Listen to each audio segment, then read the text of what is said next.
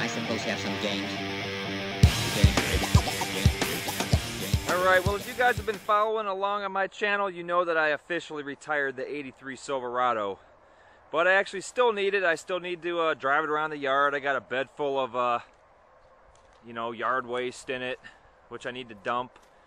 And I still want to use the 83 just to pull the 78 parts car up into the driveway so I can take the 260 that's sitting in front of the 84 that I pulled out of the 79 Calais and dump it inside this car when I scrap it, because I am not going to be using that 260. And lo and behold, the old starter motor went out on the 83, and it was acting up before, and I actually carried around a hammer with me, so every time the old starter would give me some problems, I'd give it a whack on the solenoid there, and that'd be enough to start it. But you could only do that so long, and the starter motor went out on it, so I wasn't able to start this thing. It's been sitting here for a couple of weeks.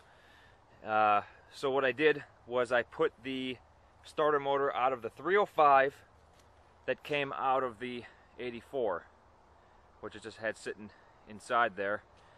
The physical size of the starter motor is smaller, but it looks like the bolt pattern is the same as far as how it bolts up onto the block.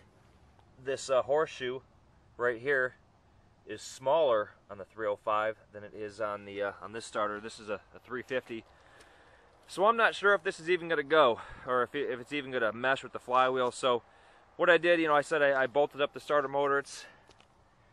It's sitting in there, and all I got to do is hook up the battery. So I'm going to hook up the battery and show you guys if it cranks over without killing the flywheel. Alright, I got the battery all hooked up and key is in hand, and let's see what happens. I would imagine it would work, even though the physical size of the starter is smaller, but everything bolts up okay, so hopefully it'll work, because I don't feel like replacing the starter again on it, and I just want to pull the motor out of this thing and be done with it.